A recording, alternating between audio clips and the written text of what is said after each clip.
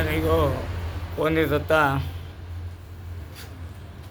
ನಾನು ಒಂದೆರಡು ಮಾತಾಡಲಿಕ್ಕೆ ಇಷ್ಟಪಡ್ತೇನೆ.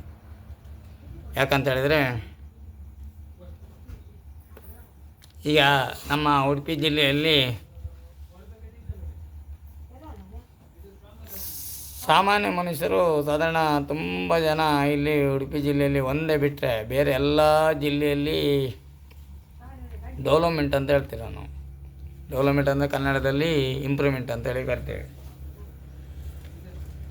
ಅದೇ ರೀತಿಯಲ್ಲಿ ಮೊನ್ನೆ ಒಬ್ಬರು ಮಾಧ್ಯಮದಲ್ಲಿ ಒಬ್ಬ ನಮ್ಮ ರೆಡ್ಡಿ ಒಬ್ಬರು ಎಂಬಂಥ ಒಂದು ಗಣ್ಯ ವ್ಯಕ್ತಿಯವರನ್ನು ಮಾಧ್ಯಮದ ಮುಂದೆ ಮಾತಾಡಿದ್ದಾರೆ. ಅದನ್ನು ನಾನು ನೋಡಿ ಈಗ ನಿಮಗೆ ಹೇಳುವಂಥದ್ದು ಏನಂತ ಹೇಳಿದರೆ, ನಮ್ಮ ಉಡುಪಿ ಜಿಲ್ಲೆಯಲ್ಲಿ ಎಲ್ಲರಿಗೂ ಕೆಲವರಿಗೆಲ್ಲ ಮಕ್ಕಳಿದ್ದಾರೆ, ಕೆಲವರಿಗೆಲ್ಲ ಮಕ್ಕಳಿಲ್ಲ, ಒಂದೆರಡು ಮಕ್ಕಳಿರುವಂಥದ್ದು. ಅವರೆಲ್ಲ ಹೋಗಿ ಬೆಂಗಳೂರಲ್ಲಿ ಸೆಟ್ಲ್ ಆಗ್ತಾರೆ. ನಮ್ಮ ಹಳ್ಳಿಯಲ್ಲಿ ಯಾವುದೇ ಕೆಲಸ ಇಲ್ಲ. ಇರುವರೊಂದು ಮಕ್ಕಳು, ಆ ಮಕ್ಕಳು ಕಲಿತು ಕೂಡಲೇ ಯಾವುದೋ ಒಂದು ಕಂಪನಿಗೋ ಯಾವುದೋ ಒಂದು ಕೆಲಸಕ್ಕೆ, ಅಲ್ಲೂ ತುಂಬ ಕಂಪನಿ ಉಂಟು. ಈ ಹೊಲಿಗೆ ಕಂಪನಿ, ಬಟ್ಟೆ ತಯಾರಾಗುವಂಥದ್ದು, ರೇಷ್ಮೆ ಸೀರೆ ತಯಾರಾಗುವಂಥದ್ದು, ಹಾಗೆ ನಿಮ್ಮ ವೆಹಿಕಲ್, ಇಂಥದ್ದು ಭಾರೀ ಒಂದು ತಂತ್ರಜ್ಞಾನ ವಿಜ್ಞಾನ ಅಂತ ಹೇಳ್ತಾವಲ್ಲ, ಅದೆಲ್ಲ ನಡೆಯುವಂಥದ್ದಿದ್ದರೆ ಬೆಂಗಳೂರು, ಬೊಂಬಾಯಿ, ಮಹಾರಾಷ್ಟ್ರ, ಹಾಗೆ ಚೀನಾ ಇಂಥದ್ದಲ್ಲೆಲ್ಲ ಇರುವಂಥದ್ದು. ನಾನು ಕೇಳುವಂಥದ್ದು, ಇವರು ಮರ್ಕುವಂಥದ್ದು ತಂದೆ ತಾಯಿಯವರು, ನಮ್ಮ ಮಕ್ಕಳಿಗೆ ನಾವು ಈಗ ಡಿಗ್ರಿ ಮಾಡಿದೆ, MA ಮಾಡಿದ್ದೇವೆ, ಕೆಲಸ ಇಲ್ಲ, ಸೀದಾ ಬೆಂಗಳೂರಲ್ಲಿ ಹೋಗಿ ಕಂಪ್ನಿಯಲ್ಲಿ ಸೇರಿಕೊಂಡಿದ್ದಾರೆ ಅಂತೇಳಿ. ನಮಗೆ ಮುಖಕ್ಕೆ ವರ್ಷಕ್ಕೊಮ್ಮೆ ಮಕ್ಕಳ ಮುಖ ನೋಡಲಿಕ್ಕೆ ಆಗೋದಿಲ್ಲ ಅಂಥೇಳಿ. ಅದೇ ರೀತಿಯಲ್ಲಿ ನಾವು ಹೇಳುವಂಥದ್ದು ಏನಂತ ಹೇಳಿದರೆ, ಈಗ ಉಡುಪಿ ಜಿಲ್ಲೆಯಲ್ಲಿ MLA, ಮಿನಿಸ್ಟ್ರು, ಮುಖ್ಯಮಂತ್ರಿ, ಪ್ರಧಾನಿ ಅವರೆಲ್ಲ ನಮ್ಮ ಉಡುಪಿ ಜಿಲ್ಲೆಗೆ ಇಲ್ವಾ? ಯಾವುದೇ ಪಕ್ಷ ಇರಲಿ, ಪಾತ್ರ ಇರಲಿ, ಅದು ಬೇಡ ನಮಗೆ. ಅದನ್ನು ತರುವವರು ಯಾರು? ಇಲ್ಲಿಯ ಮುಖಂಡರು ಅಂತ ಹೇಳಿದರೆ ಪಂಚಾಯತಿಯಿಂದ ಹಿಡಿದು ತಾಲೂಕ್ ಪಂಚಾಯತ್, ಜಿಲ್ಲಾ ಪಂಚಾಯತ್ ಹಾಗೂ MLA ಅಂತೇಳಿ. ಈಗ ನಮ್ಮ ಕಿರಣ್ ಕೊಡ್ಗೆ ಅವರು ಈಗ MLA ಆಗಿದ್ದಾರೆ. ಅವರಲ್ಲಿ ನಾವು ಎಲ್ಲ ಜನರು ಮನವಿ ಮಾಡಿಕೊಳ್ಳುವಂಥದ್ದು ಏನಂತ ಹೇಳಿದರೆ, ಅವರು ರೆಡ್ಡಿ ಸರ್ ಅವರು ಹುಬ್ಬಳ್ಳಿ ಧಾರವಾಡ ಕ್ಷೇತ್ರದಲ್ಲಿ ಇರುವವರು. ಅವರಲ್ಲಿ ಎಲ್ಲದನ್ನು ಅನುಕೂಲ ಮಾಡಿಕೊಟ್ಟಿದ್ದಾರೆ ಜನರಿಗೆ ಕೆಲಸಕ್ಕೆ. ಆದರೂ ಅವರು ಜನರು ಇನ್ನೂ ಸಾಕಾಗೋದಿಲ್ಲ, ಅದಕ್ಕೇನು ಮಾಡಲಿಕ್ಕೆ ಆಗೋದಿಲ್ಲ. ಇವರಿಗೆ ಕೆಲವರಿಗೆಲ್ಲ ಜನರಿಗೆ ಮುಖ್ಯಮಂತ್ರಿ, ಪ್ರಧಾನಿ ಇವರು ಬಂದು ಆಫೀಸರ್ ಬಂದು ಇವರು ಊಟ ಮಾಡಿದ್ರು ಸರಿ ಒಳ್ಳೆಯದಂತೇಳಿ ಹೇಳ್ತಾರೆ. ಅದಕ್ಕೆ ನಾನು ಒಪ್ಪೋದಿಲ್ಲ. ಆದರೆ ನಾನು ಉಡುಪಿ ಜಿಲ್ಲೆಯಲ್ಲಿ MLA ಅವರ ಹತ್ರ ಕೇಳುವಂಥದ್ದು, ಎಷ್ಟೋ ಜನ MLA ಅವರು ಬಂದು ಹೋಗಿದ್ದಾರೆ. ಅವರು ಮತ್ತೆ ಇಲ್ಲಿಗೆ ಬರೋದಿಲ್ಲ. ಯಾವುದು ನಮ್ಮ ಸದಾನಂದ ಗೌಡ, ಶೋಭಾ ಅಲ್ಲಿ ಎಲ್ಲರೂ ಗೆಲ್ತಾರೆ. ಅವರು ಮುಖನೇ ನೋಡಿದವರೇ ಇಲ್ಲ. ಎಲೆಕ್ಷನ್ ಆಗುವಾಗ ಒಂದು ರೌಂಡ್ ಬಂದು ಹೋಗಿದ್ದಾರೆ ವಿನಃ ಉಡುಪಿ ಬದಿ ಮುಖ ನೋಡೋದಿಲ್ಲ. ನಾನು ಕೇಳುವಂಥದ್ದು ಏನಂತ ಹೇಳಿದ್ರೆ, ಇವಾಗ ಎಷ್ಟೋ ಜನ ಈಗ ಸಣ್ಣದಾಗಿ, ಈಗ ನಮ್ಮ ಉಡುಪಿ ಜಿಲ್ಲೆಯಲ್ಲಿ ಹೇಳಲಿಕ್ಕೆ ಹೋದರೆ ಸಣ್ಣದಾಗಿರುವಂಥದ್ದು ಗೇರು ಫ್ಯಾಕ್ಟ್ರಿ ಅಂತೇಳಿ ಕರಿತೇವೆ ನಾವು. ಅದರಲ್ಲಿ ಬಿಟ್ಟರೆ ಬೇರೆ ಎಲ್ಲಿ ಕೆಲಸ ಇಲ್ಲ. ಈಗ ಎಲ್ಲ ಅದೇ ಹೇಳಿದ್ನಲ್ಲ, ಬೆಂಗಳೂರಲ್ಲಿ ಕೆಲಸ ಮಾಡ್ತಾಯಿದ್ದಾರೆ, ನನ್ನ ಮಕ್ಕಳನ್ನು ನೋಡಲಿಕ್ಕೆ ಆಗೋದಿಲ್ಲ, ವರ್ಷಕ್ಕೊಮ್ಮೆ ಬರೋದಿಲ್ಲ, ಅಲ್ಲೇ ಮದುವೆಯಾಗಿ ಅಲ್ಲೇ ಸೆಟ್ಲಾಗಿ ಅಲ್ಲೇ ಇರ್ತಾರೆ ಅಂತ ಹೇಳೋದು. ಆದರೆ ನಾನು ಕೇಳುವಂಥದ್ದು ಅದಲ್ಲ.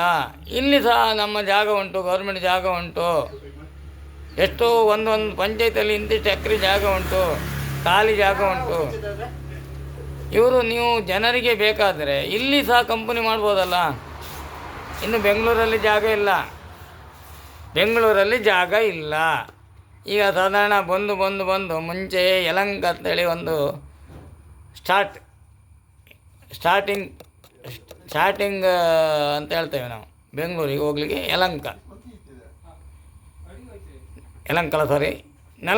ನೆಲಮಂಗಲಿಂದ ಬೆಂಗಳೂರು ಸ್ಟಾರ್ಟ್ ಆಗುವಂಥದ್ದು ನೆಲಮಂಗಲ.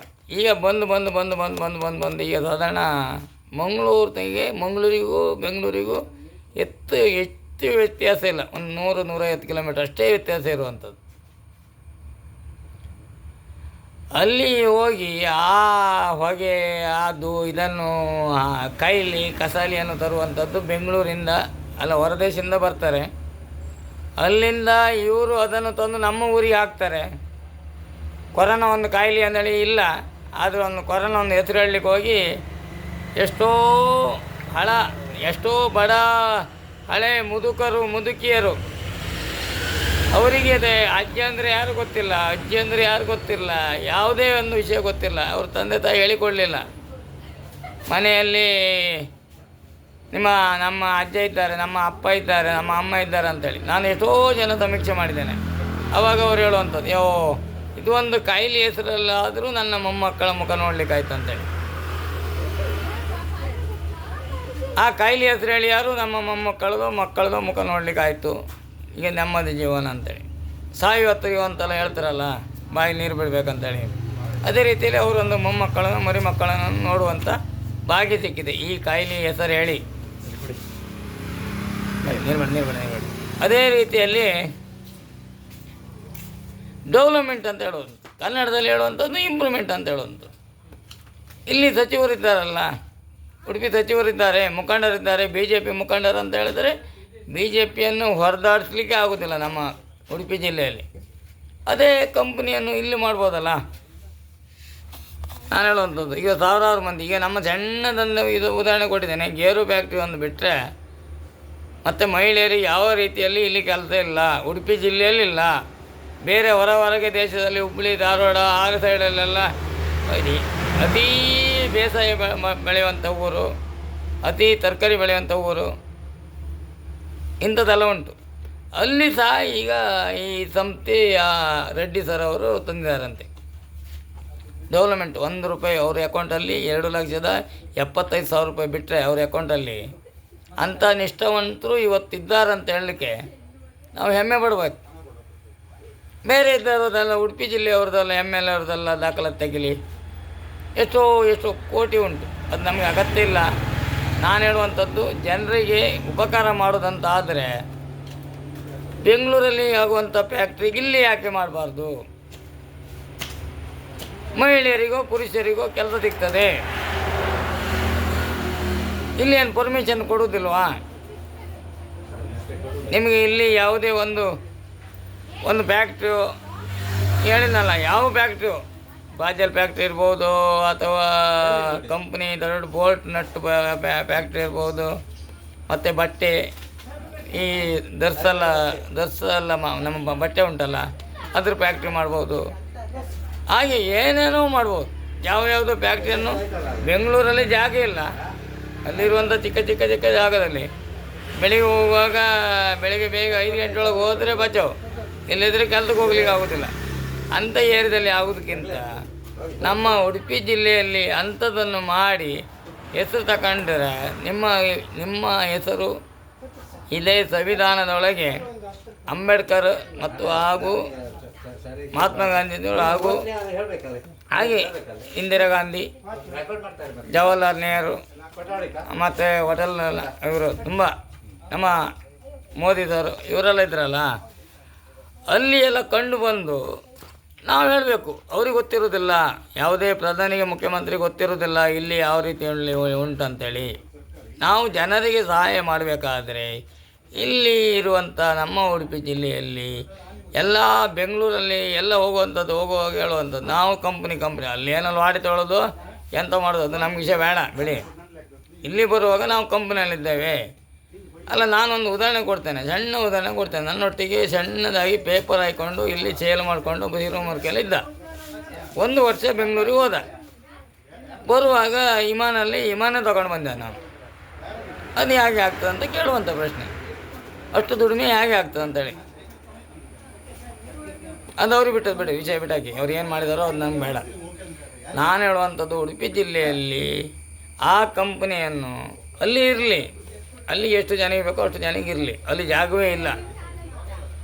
ಅದಾ ಕಂಪ್ನಿಯನ್ನು ಇಲ್ಲಿ ಯಾಕೆ ನೀವು ದುಡ್ಡಿರುವವರು MLAರು, ಮಿನಿಸ್ಟ್ರು, ಮುಖ್ಯಮಂತ್ರಿಯವರು ಸಾರ್ವಜನಿಕರಿಗೆ ಉಪಕಾರ ಮಾಡೋದಾದರೆ ಇಲ್ಲಿ ಸಹ ಆ ಫ್ಯಾಕ್ಟ್ರಿಯನ್ನು ಓಪನ್ ಮಾಡಿ ಅಂತ ನಮ್ಮ ಬೇಡಿಕೆ, ಜನರ ಬೇಡಿಕೆ ಹಾಗೂ ಮಹಿಳೆಯರ ಬೇಡಿಕೆ. ಆಗ ಪುರುಷರ ಬೇಡಿಕೆ, ಪ್ರತಿಯೊಂದು ವಿದ್ಯಾರ್ಥಿನಿಯರು ಇವತ್ತು ಎಲ್ಲ ಹೋಗುವುದು ಯಾವುದೇ ಗೌರ್ಮೆಂಟ್ ಜಾಬಿಗಂತೂ ನಿಮ್ಮ ಜೀವಮಾನಕ್ಕೆ ಕರುವುದಿಲ್ಲ. ನೀವು ಯಾವುದೇ ಪಕ್ಷ ಬರಲಿ, ನೀವು ಗೌರ್ಮೆಂಟ್ ಜಾಬಿಗಂತೂ ಯಾರನ್ನೂ ಕರೆಯುವುದಿಲ್ಲ. ಕರೆದಿದ್ದರೆ ಎರಡಕ್ಕೆ, ಯಾವುದು, ಒಂದು ದೇಶ ಕಾಯುವಂಥ ದೇವರಿಗೆ, ಒಂದು ಪೊಲೀಸ್ ಡಿಪಾರ್ಟ್ಮೆಂಟಿಗೆ ಕರಿಬೋದು. ಆದರೂ ಆ ಪೊಲೀಸ್ ಡಿಪಾರ್ಟ್ಮೆಂಟ್ ಯಾವತ್ತೇ ಬೇಡ. ಯಾಕಂತ ಹೇಳಿದ್ರೆ ಅವರು ಕಣ್ಣಿಗೆ ಎಣ್ಣೆ ಬಿಟ್ಟುಕೊಂಡು ಕೆಲಸ ಮಾಡ್ತಾರೆ. ಎಲ್ಲರೂ ಅಲ್ಲ, ಅದರಲ್ಲಿ ಒಂದು 25% ಜನ ಮಾಡೇ ಮಾಡ್ತಾರೆ. ಅವರಿಗೆ ಹೀನ ರೀತಿಯಲ್ಲಿ ಹೊಡೆಯುವಂಥದ್ದು, ಬೈಯುವಂಥದ್ದು, ಆ ಕಾನೂನನ್ನು ತರಬಾರ್ದು, ಅವ್ರಿಗೆ ಶಿಕ್ಷೆ ಅದರಲ್ಲಿ ಆಗಲೇಬೇಕಂತ ಹೇಳುವಂಥದ್ದು. ಯಾವುದೇ ದೇವರೇ ಆಗಲಿ, ನಿಮ್ಮ ಅಧಿಕಾರವನ್ನು ನೀವು, ನನಗೆ ಬೇಜಾರಾಗಿದೆ ಮೊನ್ನೆ ಹುಬ್ಬಳ್ಳಿಯಲ್ಲಿ ನಡೆದಂಥ ಘಟನೆ, ಆದರೆ ಯಾರಿಗೆ ಬೇಜಾರಾಯ್ತು ಏನೋ ಗೊತ್ತಿಲ್ಲ. ಅದು ಅವಮಾನ ಆಗುವಂಥದ್ದು ಯಾರಿಗೆ? ನಿಮ್ಮ ಡಿಪಾರ್ಟ್ಮೆಂಟ್ ಅವರಿಗೆ, ಘನತೆಗಿರುವಂಥ ಡಿಪಾರ್ಟ್ಮೆಂಟಿಗೆ ಅದು ಅವಮಾನ ಆಗುವಂಥದ್ದು. ಇದು ನೇರ ಹೇಳ್ತೇನೆ, ಹೇಳಬೇಕಂದ್ರೆ ನಾನು ಅರೆಸ್ಟ್ ಮಾಡ್ಬೋದು. ಅವರು ರಾಜೀನಾಮೆ ಒಂದು ಸಲ ಕೊಟ್ಟ ನಂತರ ವಾಪಸ್ ತಗೊಂಡ್ರೆ ರಾಜಕೀಯರ ಒತ್ತಡದಿಂದ ತಗೊಂಡಿದ್ದಾರೆ, ಅಥವಾ ಹಣ ತಗೊಂಡಿದ್ದಾರೋ, ಅಥವಾ ಏನೋ ಒಂದು ಆಶ್ವಾಸನೆ ಕೊಟ್ಟಿದ್ದಾರೆ ಅಂತೇಳಿ ಅದು ಜನರ ಮೂಡಿಗೆ ಬರ್ತದೆ. ಬೇಡ, ಅವ್ರ ಸಂಬಳ ಬೇಡಪ್ಪ, ಎಲ್ಲಾದರೂ ಕೂಲಿ ಮಾಡಿ ಏನೋ ಒಂದು ಕಂಪ್ನಿಯಲ್ಲಿ ಸೇರಿಕೊಂಡು ಅದೆಲ್ಲ ಮಾಡಿಕೊಂಡು ಅವರ ಘನತೆಗೆ ಉಳಿತದೆ. ಹಾಗೂ ನಿಮ್ಮ ಡಿಪಾರ್ಟ್ಮೆಂಟ್, ಪೊಲೀಸ್ ಡಿಪಾರ್ಟ್ಮೆಂಟ್, ಇಡೀ ದೇಶವೇ ನಿಮ್ಮನ್ನು ಎದ್ದು ನೋಡುವ ರೀತಿಯಲ್ಲಿ ಆಗ್ತಿತ್ತು. ನಾನು ಮಾಧ್ಯಮದಲ್ಲಿ ನೋಡಿದ್ದು, ನನ್ನ ಅನಿಸಿಕೆ ನಾನು ಹೇಳುವಂಥದ್ದೇ, ನಮ್ಮ ಮನಸ್ಸಲ್ಲಿರುವಂಥದ್ದು ನಾನು ಹೇಳುವಂಥದ್ದೇ. ಹಾಗಾಗಿ ಅವರು ಒಳ್ಳೆಯ ನಿಷ್ಠಾವಂತ, ನಾವು ದಿನ ನೋಡ್ತೇವೆ ಯೂಟ್ಯೂಬಲ್ಲಿ ಪುಡಿ ರೌಡಿಗಳಂತ ಹೇಳ್ತೇವೆ. ಎಲ್ಲಿ ಒಬ್ಬ ಮನುಷ್ಯ ಇಬ್ಬರು ನಿಂತುಕೊಂಡು ಮಾತಾಡಿದರೆ ಅಲ್ಲಿ ಕೇಳಿ ಅವರನ್ನು ಗಡ್ಡೆ ಮಾಡ್ಕೊಳ್ದಿದ್ರೆ, ನಾನು ಗಡ್ಡೆ ಮಾಡ್ಕೊಳ್ಳಿಲ್ಲ, ಈ ಗಡ್ಡೆ ಮಾಡ್ಕೊಂಡಿದ್ರೆ ಗಡ್ಡೆ ಮಾಡ್ಕೊಳ್ಬೇಕು, ಕೂದಲು ಜಾಸ್ತಿ ಬೆಳೆಸಿದ್ರೆ ಕೂದಲನ್ನು ಕಟ್ ಮಾಡಿಸ್ಕೊಳ್ಬೇಕು, ಸ್ಟೈಲ್ ಮಾಡಲಿಕ್ಕೆ ಹೋಗಬೇಡ. ಪ್ರತಿಯೊಂದು ಅವರು ನಿಯಮ ನಿಷ್ಠೆಯಿಂದ ಮಾಡಿದಂಥ ವ್ಯಕ್ತಿ ಕೇವಲ ಒಂದು ರಕ್ಷಣೆ ಮಾಡಲಿಕ್ಕೆ, ಎಷ್ಟು ಜನ ರಕ್ಷಣೆ ಮಾಡಲಿಕ್ಕೆ ಇವರು ಒಬ್ಬರಲ್ಲಿ ಸಾಧ್ಯ ಉಂಟು. ಅದಕ್ಕೆ ರಾಜೀನಾಮೆ ತಗೊಂಡ ಬಗ್ಗೆ ನನಗೆ ಬೇಜಾರ ಸಂಗತಿ. ಹಾಗೂ ನಿಮ್ಮ ಡಿಪಾರ್ಟ್ಮೆಂಟಿಗೆ ಅವಮಾನ ಮಾಡಿದ ಹಾಗೆ ರೀತಿಯಲ್ಲಿ ನನಗೆ ಕಂಡು ಬರುತ್ತದೆ. ಸರಿಯಾದ ತಪ್ಪು ಗೊತ್ತಿಲ್ಲ ನನಗೆ, ಅದರ ಆನ್ಸರ್ ಕೇಳಬೇಡಿ. ಅದನ್ನು ನನಗೆ ಕಂಡು ಬರ್ತದೆ. ಯಾವುದು ಹೇಳಿ, ಪೊಲೀಸ್ ಡಿಪಾರ್ಟ್ಮೆಂಟ್ ಅವರಿಗೆ ಅದು ಯಾವ ರೀತಿ ಕಾಣ್ತದೆ ನನಗೆ ಗೊತ್ತಿಲ್ಲ. ಅವರು ಮಾಡಿದಂಥ ಅಧಿಕಾರಿ ಅಷ್ಟು ನಿಷ್ಠಾವಂತ ಅಧಿಕಾರಿ ಮಾಡಿದ್ದು, ಒಂದು ಸಲ ರಾಜೀನಾಮೆ ಕೊಟ್ಟ ನಂತರ ರಿಪೀಟ್ ತೆಗುವಂಥದ್ದು, ಅದು ನಿಷ್ಠಾವಂತ ಅಧಿಕಾರಿಗೆ ಅದು ಸರಿಯಲ್ಲ ಅಂತಲೇ ನನ್ನ ಅನಿಸಿಕೆ. ಯಾವ ಬಗ್ಗೆ ರಾಜಕೀಯ ಬಗ್ಗೆ ನಾನು ಮಾತಾಡಲಿಲ್ಲ. ನಾನು ಒಂದು ಕೆಲಸ ಮಾಡ್ತೇನೆ, ಆ ಕೆಲಸಕ್ಕೆ ಹೋಗುವಾಗ ತುಂಬ ಸಲ ಪರೀಕ್ಷೆ ಮಾಡಿ ನೋಡ್ತೇನೆ. ಇಲ್ಲಿಗೆ ಹೋಗ್ಬೋದಾ, ಅಲ್ಲಿ ಹೋದರೆ ದಿನ ವಾಪಸ್ ನಾನು ಬರ್ಬೋದಾ, ಅಥವಾ ಆಗೋದಿಲ್ವಾ, ಅಲ್ಲೇ ನಾನು ಮಧ್ಯತೆ ಸಿಕ್ಕಬೀಳ್ತೇನೆ ಅಂತೇಳಿ. ಅದು ಹೇಳ್ತಾರಲ್ಲ, ಮುಂಚೆನ ಗಾದಿ ಮಾತುಂಟು, ಒಂದು ದಿಕ್ಕಿಗೆ ಹೋಗಬೇಕಾದ್ರೆ ಅಲ್ಲಿಂದ ವಾತಾವರಣ ತಿಳ್ಕೊಂಡೇ ಹೋಗಬೇಕು. ಇವರು ನಿರ್ಧಾರ ತಗೊಳ್ಳುವಾಗ ಫಸ್ಟ್ ಆಲೋಚನೆ ಮಾಡಿ ನೋಡಬೇಕು ಅಧಿಕಾರಿಗಳು. ನಾನು ಈ ನಿರ್ಧಾರ ತಗೊಂಡ್ರೆ ಮುಂದೆ ಏನಾಗಬಹುದು, ಪುನಃ ರಿಪೀಟನ್ನು ನಾನು ವಾಪಸ್ ತಗೊಂಡು ಬಂದರೆ ಯಾರಿಗೆ ಘನತೆಗೆ ಹಾಳಾಗಬಹುದು, ಎರಡೂ ಅನ್ನು ಟ್ಯಾಲಿ ಮಾಡಿ ನೋಡಬೇಕು. ಹಣಕ್ಕೆ ಅಥವಾ ಯಾರಿಗೂ ಅವರ ಒತ್ತಡಕ್ಕೆ ಮಡಿದು ಮಾಡುವುದಿದ್ದರೆ ಯಾವ ಕೆಲಸವನ್ನು ಮಾಡಬೇಡಿ. ನೇಮ ನಿಷ್ಠೆಯಿಂದ ಮಾಡುವಂಥ ವ್ಯಕ್ತಿಗಳ ಹೆಸರು ಹಾಳಾಗ್ತದೆ. ನಿಮ್ಮ ಹಾಗೆ ನೇಮ ನಿಷ್ಠೆಯಿಂದ ಮಾಡುವಂಥ ಅಧಿಕಾರಿಗಳಿಗೆ ಹೆಸರು ಹಾಳಾಗುವಂಥದ್ದು. ಇದನ್ನು ಮುಂದೆ ಬೇರೆ ಒಬ್ಬ ಒಳ್ಳೆಯ ವ್ಯಕ್ತಿಗಳಿದ್ದಾರೆ. ಇವತ್ತು ನಮ್ಮ ಉಡುಪಿಯಲ್ಲಿದ್ದಾರೆ, ಮಂಗಳೂರಲ್ಲಿದ್ದಾರೆ, ಬೆಂಗಳೂರಲ್ಲಿದ್ದಾರೆ. ಒಳ್ಳೊಳ್ಳೆ ವ್ಯಕ್ತಿಗಳು ಇವತ್ತು ಪೊಲೀಸ್ ಡಿಪಾರ್ಟ್ಮೆಂಟಲ್ಲಿದ್ದಾರೆ. ಹೆಮ್ಮೆಯ ವಿಷಯ.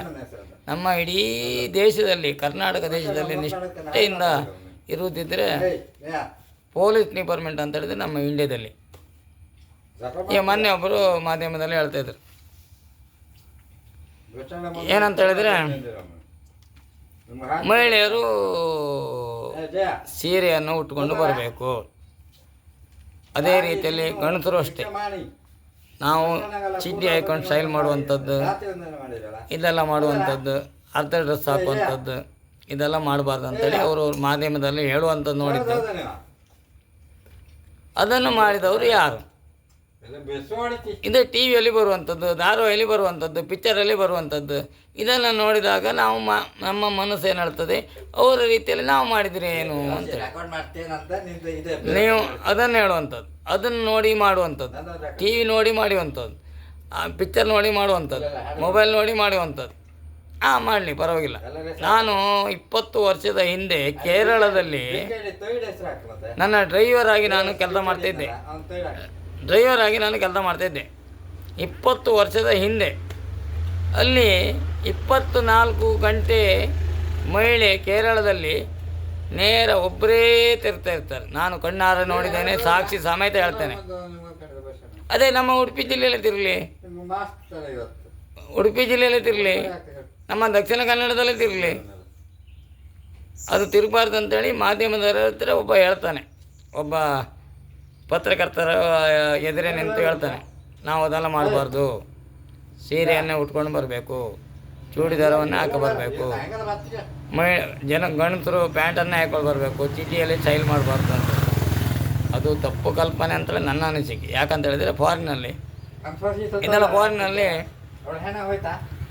ಫಾರಿನಲ್ಲೆಲ್ಲ ಕಾನೂನುಂಟು, ಅದನ್ನೆಲ್ಲ ನೋಡ್ತಾರೆ ಇವರು ಟಿ ವಿಯಲ್ಲಿ, ಮಾಧ್ಯಮದಲ್ಲಿ, ಪಿಕ್ಚರಲ್ಲಿ ಎಲ್ಲ ನೋಡುವಂಥದ್ದು. ಫಾರಿನಲ್ಲಿ ಅಲ್ಲೆಲ್ಲ ಪಿಕ್ಚರ್ ಹಾಕಾಗ ಅವರು ಅರ್ಧ ಚಿಡ್ಡಿ ಹಾಕುವಂಥದ್ದು, ಅರ್ಧ ಉತ್ತರ ಹಾಕುವಂಥದ್ದು, ಇಂಥದ್ದಲ್ಲ.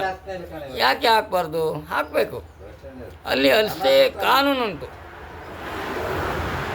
ಅವರನ್ನು ನೋಡಿದರೆ ಅದೇ ಕೂಡಲೇ ಶೂಟ್ ಮಾಡಿ ಕೊಲ್ತಾರೆ, ಅವಳ ಬಗ್ಗೆ ಬ್ಯಾಡ್ ನಮ್ಮ ಹೇಳಿದ್ರೆ ಅಲ್ಲೇ ಕೊಲ್ತಾರೆ. ಅವಾಗ ಯಾಕೆ ನಮ್ಮ ಇಂಡಿಯಾದಲ್ಲಿ ಅದೇ ರೀತಿಯಲ್ಲಿ ಕಾನೂನು ತರಬಾರ್ದು? ಅವರಿಗೊಂದು ಕಾನೂನು ಉಂಟಂತೆ, ನಮಗೆ ಒಂದು ಕಾನೂನು ತರಲಿಕ್ಕೆ ಆಗೋದಿಲ್ವಾ? ನಮಗೆ ಕಾನೂನು ತರಬೇಕು ಅದೇ ರೀತಿಯಲ್ಲಿ. ಅಲ್ಲಿ ಫಾರಿನಲ್ಲಿ ಕಾನೂನು ಉಂಟು, ನಮ್ಮ ವಿದೇಶದಲ್ಲಿ ಕಾನೂನು ಉಂಟು. ಅವ್ರು ಯಾವ ರೀತಿಯಲ್ಲಿ ತಿರ್ಬೋದು, 24 ಗಂಟೆ ಓಪನ್ ತಿರ್ಬೋದು, ಕ್ಲಬ್ಬಲ್ಲಿ ಇದು ಮಾಡ್ಬೋದು, ಇಸ್ಪಿಟ್ ಆಡ್ಬೋದು, ಸರೆ ಕುಡಿಬೋದು, ಡ್ಯಾಂಕ್ ಮಾಡ್ಬೋದು. ಯಾರು ಅವರನ್ನು ಮುಟ್ಟುವುದಿಲ್ಲ. ರೇಪ್ ಮಾಡುವಂಥದ್ದು ಪ್ರತಿಯೊಂದು ಯಾವುದು ಮಾಡೋದಿಲ್ಲ. ಯಾಕೆ ಹೇಳಿ? ಅವ್ರು ಮಾಡಿದ್ದು ಅದೇ ಕೂಡಲೇ ಎದುರೇ ಶೂಟ್ ಮಾಡಿ ಕೊಲ್ತಾರೆ. ಅದೇ ರೀತಿ ನಮ್ಮ ಇಂಡಿಯಾದಲ್ಲಿ ಅದೇ ಮಾಡಬೇಕಂತ ಹೇಳುವಂಥದ್ದು ನಾನು. ಅವರಿಗೆ 24 ಗಂಟೆಯು ನಮ್ಮ ದೇಶದಲ್ಲಿ ತಿರ್ಲಿಕ್ಕೆ ಬಿಡಬೇಕು. ಯಾವುದೇ ಹಾಕೊಳ್ಳಿ, ಅವ್ರು ಚೀಟಿ ಹಾಕೊಳ್ಳಿ, ಅರ್ಧ ಡ್ರೆಸ್ ಹಾಕೊಳ್ಳಿ, ಇಡೀ ಡ್ರೆಸ್ ಹಾಕೊಳ್ಳಿ, ಯಾಕೆ ಹೋಗಲಿ, ಅವರನ್ನು ಯಾರಾದರೂ ಚುಡಾಯಿಸಿದರೆ, ಯಾವ ರೀತಿಯಲ್ಲಿ ನೋಡಿದರೆ ಅದೇ ಕೂಡಲೇ ನೀವು ಶೂಟ್ ಮಾಡಿದಾಗ ಇನ್ನೊಬ್ಬರಿಗೆ ಹೆದರಿಕೆ ಬರ್ತದೆ. ಇದೆಲ್ಲ ಹೇಳಬೇಕಂತಿಲ್ಲ, ನಿಮ್ಗೆ ಗೊತ್ತುಂಟು. ಆವಾಗ ಹೆದರಿಕೆ ಬರ್ತದೆ. ಅವನನ್ನು ಶೂಟ್ ಮಾಡಿ ಕೊಂದಾನೆ. ಇವತ್ತು ಗಣೇಶನನ್ನು ಆ ಹುಡುಗಿಗೆ ಹೋಗುವಾಗ ಎಲ್ಲ ನೋಡಿದ, ಅವನನ್ನು ಶೂಟ್ ಮಾಡಿ ಕೊಂದಿದ್ದಾರೆ. ನಾವು ಬೇಡಪ್ಪ, ನಮಗೆ ಅದು ಸವಾಸ ಬೇಡ ಅಂತೇಳಿ ಮುಲ್ಲಿಯಲ್ಲಿ ಕೂತ್ಕೊಳ್ತಾರೆ. ಇದೇ ಹೇಳುವಂಥದ್ದು. 1000 ಜನಕ್ಕೆ ಇದನ್ನು ತಿಳ್ಕೊಳ್ಬೇಕು. ಅದು ಮತ್ತು ಅಧಿಕಾರಿಗಳು ತಿಳ್ಕೊಳ್ಬೇಕು. ಇದೆಲ್ಲ ಸಂವಿಧಾನದಲ್ಲಿ ಉಂಟು. ಇದನ್ನು ನೀವು ಪಾಲಿಸುವುದಿಲ್ಲ ಅಂತ ಹೇಳ್ತೇನೆ. ಅಧಿಕಾರಿಗಳು ಅವರು ಹೇಳಿದೇ ರಾಜ್ಯ, ಅವರು ಹೇಳಿದೇ ಕಾನೂನು ಅಂತ ಹೇಳ್ತೇನೆ. ಅದಕ್ಕಾಗಿ ನಾವು ಈಗ ನಾನು ಹೇಳುವಂಥದ್ದು ಏನಂತ ಹೇಳಿದ್ರೆ, ಈಗ ಬೇರೆ ವಿಷಯ ಬೇಡ. ನಮ್ಮ ಉಡುಪಿ ಜಿಲ್ಲೆಯಲ್ಲಿ, ಮಂಗಳೂರು, ದಕ್ಷಿಣ ಕನ್ನಡದಲ್ಲಿ ನಮ್ಮ ದೊಡ್ಡ ಕಂಪನಿ ಆಗಬೇಕು. ಇಲ್ಲಿನ ಕಲ್ತವರು ಅಲ್ಲಿ ಬೆಂಗಳೂರಲ್ಲಿ ಹೋಗಿ ಲೋಡಿ ತೊಳೆದು ಅಲ್ಲಿಂದ ಬರುವಾಗ ಆ ತಾಯಿ ತಂದೆ ಹತ್ರ ಹೇಳುವಂಥದ್ದು, ಎಷ್ಟೋ ವರ್ಷಕ್ಕೊಮ್ಮೆ ಬರುವಂಥದ್ದು ಮದುವೆ ಆಗಿ ನಂತರ, ಅದನ್ನು ನಾವು ಮುಖಾಂತರವಾಗಿ ನೋಡಿದ್ದೇವೆ. ಅಲ್ಲಿ ಏನೋ ಕೆಲಸ ಮಾಡ್ತಾರೆ ಗೊತ್ತಿಲ್ಲ, ಅದು ತಂದೆ ತಾಯಿ ಹತ್ರ ಹೇಳ್ತಾರೆ ಅವರು. ನಾನು ಕಂಪ್ನಿಯಲ್ಲಿದ್ದೆ, 7 ಲಕ್ಷ ಸಂಬಳ ಇತ್ತು, 3 ಲಕ್ಷ ಸಂಬಳ ಇತ್ತು. ನಾವು ರೂಮಿಂದ ಯಾರಿಗೂ ಹೋಗ್ಲಿಕ್ಕಿಲ್ಲ, ಅಲ್ಲೇ ಕಂಪ್ಯೂಟರ್ ಮಾಡಿ. ರೂಮಿಂದ ಯಾರಿಗೂ ಹೋಗ್ಲಿಕ್ಕೆ ಅವರಿಗೆ 1 ಕಿಲೋಮೀಟ್ರ್ ಹೋಗಬೇಕಾದ್ರೆ ಇಡೀ ದಿನ ಬೇಕು, ಅಷ್ಟು ಟ್ರಾಫಿಕ್ ಆಗ್ತದೆ. ಇವಾಗೆಲ್ಲ ಡೆವಲಪ್ಮೆಂಟ್ ಆಗಿದಂತೆ. ನಾನೀಗ ಸದ್ಯ 4-5 ವರ್ಷ ಆಯಿತು ಹೋಗಲಿಲ್ಲ. ಅದಾಗಲಿ ಡೆವಲಪ್ಮೆಂಟ್ ಆದಾಗೂ ರೋಡೆಲ್ಲ ಸ್ವಲ್ಪ ಇದಾದಾಗೂ ಜನರಿಗೆ ಉಳಿತಾ. ಇನ್ನು ಬರುವಂಥದ್ದು ಬೆಂಗಳೂರಲ್ಲ, ಬೆಂಗಳೂರು ಹೋಯ್ತು, ಈಗ ಮಂಗಳೂರಿಗೆ ಬರ್ತದೆ. ಇನ್ನೊಂದು 100 ಕಿಲೋಮೀಟ್ರ್ ಈಚೆಗೆ ಬೆಂಗಳೂರಲ್ಲಿ ಇರ್ತದೆ ಅಷ್ಟೇ ಬಿಟ್ಟರೆ ಬೇರೆ ಯಾವುದಿಲ್ಲ. ಹಾಗಾಗಿ ನಾನು ಹೇಳ್ತೇನೆ, ನಮ್ಮ ಉಡುಪಿ ಜಿಲ್ಲೆಯಲ್ಲಿ ದಕ್ಷಿಣ ಕನ್ನಡದಲ್ಲಿ ಫ್ಯಾಕ್ಟ್ರಿ ಓಪನ್ ಆಗಬೇಕು, ಜನರಿಗೆ ಕೆಲಸ ಕೊಡಬೇಕು, ವಿದ್ಯಾರ್ಥಿಯರಿಗೆ ಕೆಲಸ ಕೊಡಬೇಕು, ವಿದ್ಯಾರ್ಥಿನಿಗೆ ಕೆಲಸ ಕೊಡಬೇಕು, ಕೂಲಿ ಕಾರ್ಮಿಕರಿಗೆ ಕೆಲಸ ಕೊಡಬೇಕು, ಕೂಲಿ ಕಾರ್ಮಿಕರಿಗೆ ಕೆಲಸ ಕೊಡಬೇಕು. ಆವಾಗ ನಮ್ಮ ಉಡುಪಿ ಜಿಲ್ಲೆ ಇಂಪ್ರೂವ್ಮೆಂಟ್ ಆಗ್ತದೆ. ಎಲ್ಲ ಕಂಪನಿಯನ್ನು ತಂದು ಅಲ್ಲಿ ಇರಲಿ, ಅದೇ ಕಂಪನಿ ಎಸ್ಟಿಮೇಟ್ ಇಲ್ಲಿ ಮಾಡಿ, ದಕ್ಷಿಣ ಕನ್ನಡ ಮತ್ತು ಉಡುಪಿ ಜಿಲ್ಲೆಯಲ್ಲಿ ಮಾಡಿ ಅಂತ ಹೇಳುತ್ತಾ ನನ್ನ ಮಾತನ್ನು ಮುಗಿಸ್ತೇನೆ. ಜೈ ಹಿಂದ್, ಜೈ ಕರ್ನಾಟಕ. ಏನೇ ತಪ್ಪಿದ್ರು ಅದನ್ನು ಕ್ಷಮಿಸಿ, ಒಳ್ಳೆಯದಿದ್ರನ್ನು ನೀವು ಅದನ್ನು ಆಲೋಚನೆ ಮಾಡಿ ಇಲ್ಲಿ ಮುಖಂಡರನ್ನು ಕರೆಸಿ MLA, ಮುಖ್ಯಮಂತ್ರಿಯೋ, ಪ್ರಧಾನಿಯೋ ಅವರಲ್ಲಿ ಮನವಿ ಮಾಡಬೇಕಂತ ಹೇಳಿದ್ರೆ ನಾವು ಇಲ್ಲಿ ಕಿರಣ್ ಕೊಡುಗೆ ಮಾಡಬೇಕು. ಅದ ನಂತರ ಅವರ ಮೇಲಿನವರು ಇರ್ತಾರೆ, ಜಿಲ್ಲೆಯ ಅಧಿಕಾರಿಗಳು ಬರ್ತಾರೆ, ಇವರು MLA ಮತ್ತು ಜಿಲ್ಲಾ, ಹೀಗೆ ಹಂತವಾಗಿ ಹೋಗಿ ನಮ್ಮ ದಕ್ಷಿಣ ಕನ್ನಡವನ್ನು ಇಂಪ್ರೂವ್ಮೆಂಟ್ ಮಾಡಿ. ಇಲ್ಲಿನ ಜನರು ಬೆಂಗಳೂರಲ್ಲಿ ಹೋಗಿ ವಾಸ ಮಾಡೋದು ಬೇಡ. ಎಲ್ಲರ ಅಭಿಪ್ರಾಯ ಇದೇ ರೀತಿಯಲ್ಲಿ ಉಂಟು. ತಂದೆ ತಾಯಿಯರಿಗೆ ಮಕ್ಕಳನ್ನು ನೋಡಲಿಕ್ಕೆ ಆಗುವುದಿಲ್ಲ. ಇರುವುದು ಒಂದೇ ಮಗಳು ಅಥವಾ ಒಂದೇ ಮಗ, ಇಬ್ಬರಿಗಿಂತ ಮುಂದೆ ಜನರೇ ಇಲ್ಲ. ನಮ್ಮ ಉಡುಪಿ ಮಂಗಳೂರಲ್ಲಿ 2 ಮಕ್ಕಳಿಗಿಂತ ಮುಂದೆ ಮಕ್ಕಳೇ ಇಲ್ಲ ಅಂತ ಹೇಳುತ್ತಾ, ನಿಮಗೆಲ್ಲರಿಗೂ ಇದನ್ನು ಸಹಾಯ ಮಾಡಿ ಅಂತ ಹೇಳುತ್ತಾ ಅಂಬೇಡ್ಕರ್ ಪರವಾಗಿ ಹಾಗೂ ನಮ್ಮ ಸಂವಿಧಾನ ಪರವಾಗಿ ನಾನು ಬೇಡಿಕೊಳ್ತೇನೆ. ಜೈ ಹಿಂದ್, ಜೈ ಕರ್ನಾಟಕ, ವಂದೇ ಮಾತರಂ.